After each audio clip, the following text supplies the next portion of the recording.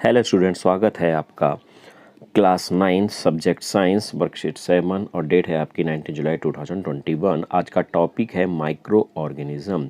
Micro का meaning होता है बहुत ही छोटा, वेरी टाइनी। ऑर्गेनिज्म का मतलब होता है कि जैसे आप भी एक ऑर्गेनिज्म है, एनिमल भी एक ऑर्गेनिज्म है, प्लांट्स भी एक ऑर्गेनिज्म है, और जो छोटे मोटे जो बैक्टीरिया हैं, कीड़े मकोड़े, वो सारे के सारे ऑर्गेनिजम्स हैं।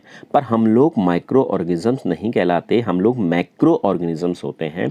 माइक्रो का मतलब जो बहुत छोटे होते हैं, जिनको हम नेकेड आई से मतलब सिंपल हम नहीं देख सकते, उनको देखने के लिए माइक्रोस्कोप की सहायता होनी चाहिए, तभी जाकर हम उन माइक्रो ऑर्गेनिजम्स को देख सकते हैं। तो हमारे पास एक क्वेश्चन आता है कि ऑर्गेनिजम्स, कुछ ऑर्गेनिजम्स को हम माइक्रो ऑर्गेनिजम्स क्यों बोलते हैं? क्योंकि they are very tiny living organisms और दे आर सो स्मॉल, वो इतने छोटे होते हैं कि we need a microscope to see them. तो हमको माइक्रोस्कोप की नीड होती है उनको देखने के लिए, इसी कारण दे आर कॉल्ड माइक्रोब्स और माइक्रो ऑर्गेनिजम्स। या तो हम उनको माइक्रोब्स बोल देंगे या माइक्रो ऑर्गेनिजम्स बोल देंगे। अच्छा, they can live almost in every condition that exist on the earth.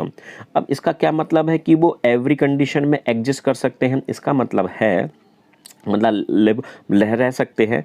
जैसे हम लोग अगर बहुत ज़्यादा गर्मी पड़ जाए तो हम लोग उस गर्मी को सहन नहीं कर पाते हैं, तो हम ऐसी कंडीशन में नहीं रह पाएंगे। अगर बहुत ज़्यादा ठंड पड़ जाए तो हम ऐसी कंडीशन में भी नहीं रह पाएंगे। पर ये माइक्रो ऑर्गेनिजम्स चाहे कितनी भी ठंड पड़े, चाहे कितनी भी गर्मी पड़े, हर एक उसमें सिचुएशन में, कंडीशन में वो रह सकते हैं अर्थ की।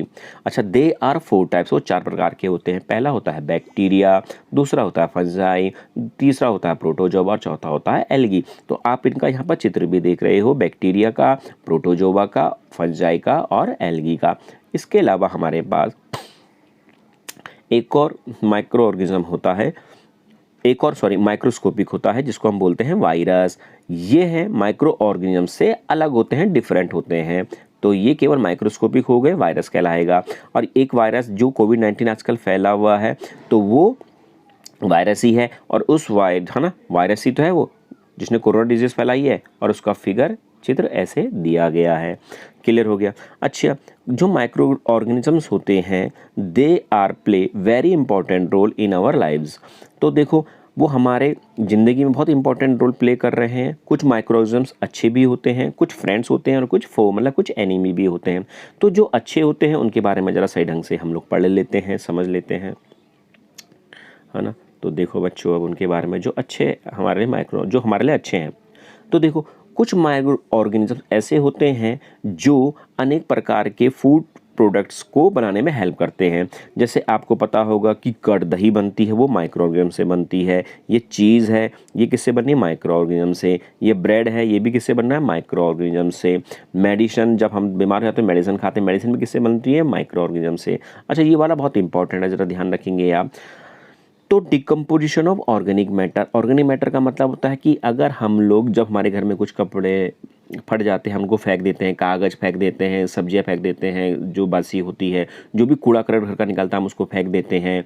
या जब कोई जानवर मर जाता है, जैसे सड़क किनारे कुत्ता मर जाता है, बिल्ली मर जाती है, या कोई पेड़ टूट जाता है, लकड़ी आ जाती है उसकी, तो वो सब के सब ऑर्गेनिक मैटर कहलाते हैं और वो डिकम्पोज होना शुरू हो जाते हैं। पर डिकम्पोज कौन करता है? उनको माइक्रो ऑर्गेनिज्म, उनको वो खाना शुरू कर देता है, और उसके बाद उसको क्या बनाता है? वो मैन्योर मतलब उसकी खाद बनाना शुरू कर देता है। तो उसका फायदा क्या हुआ? एक तो जब उनने इन सारी सड़ी हुई चीज़ों को खाना शुरू किया, तो उन्होंने बना दिया उसका मैन्योर, मतलब खाद बना दिया। दूसरा सबसे इंपॉर्टेंट चीज़ कि उन्होंने हमारे इन्वायरमेंट को क्लीन रखा, हमारे इन्वायरमेंट को पॉल्यूशन होने से बचाया, क्योंकि उसकी वजह से एयर पॉल्यूशन होगा गंदगी की वजह से। दूसरा, उसकी वजह से बीमारियां फैलेंगी। तो इन सबको कौन बचा रहे हैं? ये माइक्रो ऑर्गेनिज्म। नेक्स्ट, इसका यूजेस है वो है नाइट्रोजन फिक्सेशन में। इसको अभी फिलहाल आप ऐसे ही याद रखो कि इसका यूज़ है नाइट्रोजन फिक्सेशन में। क्लियर हो गया? अब हम चलते हैं इसके ज़रा बुराइयों की ओर, कि कुछ माइक्रो ऑर्गेनिज्म ऐसे होते हैं जो खराब भी होते हैं भैया। तो कुछ माइक्रो ऑर्गेनिज्म बहुत ही हार्मफुल है हमारे लिए, क्योंकि ये डिजीज़ फैलाते हैं हमारे पर। तो disease causing microgen like bacteria, fungi, ये एक इन्फेक्टेड पर्सन से, मतलब एक बीमार आदमी से एक हेल्दी पर्सन को बीमारी फैला देते हैं। तो इन्फेक्टेड पर्सन से हेल्दी पर्सन को बीमारी फैला देंगे। किस तरीके से फैलाएंगे? एयर से, हवा से। हवा से कैसे भैया? किसने खांसा, किसी ने छींका, तो बैक्टीरिया बाहर निकला, और जो स्वस्थ आदमी था, जो वहाँ आसपास था, वो सांस ले रहा था, उसके पास चला गया। दूसरा, वाटर, भाई वाटर में उनकी गंदगी बाहर चले गई, तो वाटर को हम ही लोग तो पी रहे हैं, जानवर ही तो पी रहा है। दूसरा सॉइल में चले जाएगा, या फिजिकल कांटेक्ट से भैया, फिजिकल कांटेक्ट से भी हो सकता है भैया, उसको बीमारी हो रखी है और उसने अपने हाथ नाक में हाथ लगाया, जैसे आजकल कोरोना की बात चल रही है, उसने अपने नाक पर हाथ लगाया, मुंह पे हाथ लगाया, खांसा, और उसने फिर हमने शेक हैंड कर दिया, हाथ मिला दिया, तो फिजिकल कांटेक्ट हुआ ना, तो हम पे फैल गया हो। अच्छा जी, तो ये सब चीज़ें आदमी को इल बनाती हैं। जैसे एग्जाम्पल है चिकन पॉक्स होना, ट्यूबर क्लोसिस होने से टीबी भी बोलते हैं। अच्छा, इसके अलावा 4 क्वेश्चन हमें को दिए हुए हैं, इन 4 क्वेश्चन के आंसर मैंने यहाँ पर दे रखे हैं, आप इनको सॉल्व करो। जब भी कोई प्रॉब्लम हो तो मुझे कमेंट करो। ओके बच्चों, बाय।